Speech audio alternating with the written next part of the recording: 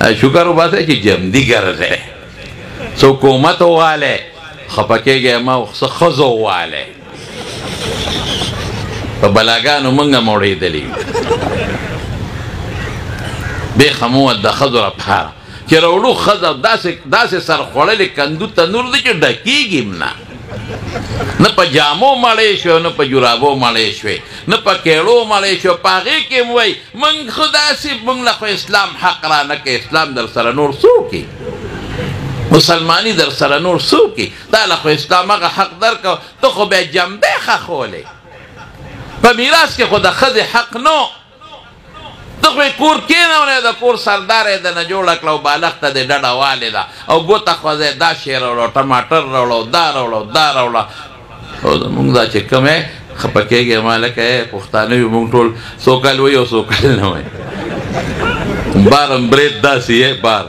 برید داسې جغی بار سړی وایي بس د زمرۍ د برید ونیوی او چې کور ته لاړ شي برید لاندې بیا داسې او اسلام کې ما خو د ټول حقونه پوره کړل ګوډ کوم چاري کوم تاله راوړم مزدوري کوم تاله راوړم بجلیګر مولوي صاحب د خدای پاک وبخي هغه به وایي د ښځې ټول حقونه پوره کړي دي یو یې پاتې دی وایي یو حق او یو دا دی چې وایي د دې بالا ماڼۍ په دې بازار کې زه ورته په بیم شم او دا په ځان را سواره کړم هلکه خبره ټیک کوم که غلطه کومه سپینې خبرې درته کوم زما یو دوست تاسو به پیژنې بشیر جان په سترګو ړوند دی هغه کله ماته وایي ما له ښځه وکړم خدای قرآن ته وګوره پام کوه ګوره دا ښځو والا ټول تباه و برباد دي خو غږ نه کوي غرق دی او په دې ګرانۍ کې خو تباه شو رونو بنیادي خبره درته زه وکړم زما به منې انشاءالله دې کې به ستاسو خیر حرام خوري مه کوئ حلاله ګټئ په لږه حلاله کې چې کوم برکت دی قسم دی که دا په ډېره حرامه کې وي په بل طرف وځي نو خبره ان لرې لاړه بنیادي دا وه چې هغه اوسې خبرې وکړې رسول الله مبارکه صحابي دې پرېږده پرېښوده منډه کړې بچو له یې پی ورکړل واپس راله نبي علیه السلام صحابي ته وی دا پرېږده بس او بیا اعلان وکړو وی د بچو په روزه کې به ښکار نه کوې ځکه دا تا مړه کړه حلاله کړه بچي داسې غرق شو د هغې د خوراک د وړو څوک نشته دی دا معجزه اوس به راشو خپل مقصد له نو شریف زمونږ د حضور پاک په معجزاتو کې غټه معجزه او د وجوه الاعجاز ورته وایي زمونږ تعلیمان خو هغه درته ډېر دلایل دي مختصر چې کله قرآن شریف نازل شو د مکې کافرانو حضور پاک دا تا خپلې خبرې دي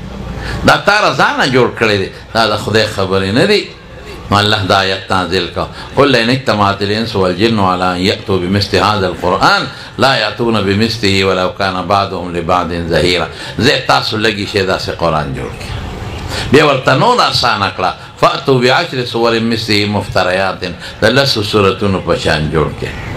بیا ورته نور اسانه کړه وان کنتم فی ریب مما نزلنا علی عبدنا فأتوا بسورة من مثله ودعوا شهداءکم من دون الله ان کنتم صادقین د یو سورت رکوټي په شان ده طالبانو یې سورتن کې تنوین د پاره تنکیر تقلیل رکوټي سورت په شان سورت کوثر په شان جوړ خو چې د قرآن کم په عربي اصول او قواعد برابر چې غسي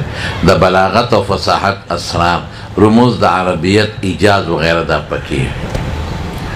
دا کافر سونه د اسلام خلاف لګیا دی پیسې نه نو تاسو مربي حضور پاک مربي جوړه کې تر نه پورې د قرآن شریف د رکوټي صورت برابر صورت نه دوی جوړ کړی شو نه بیا جوړ کی ولې معجزه ده او د معجزې مثال څوک شي پیش کړه او دا غټه معجزه او همیشه ډېرې معجزې وي د حضور پاک سره لاړ دا باقي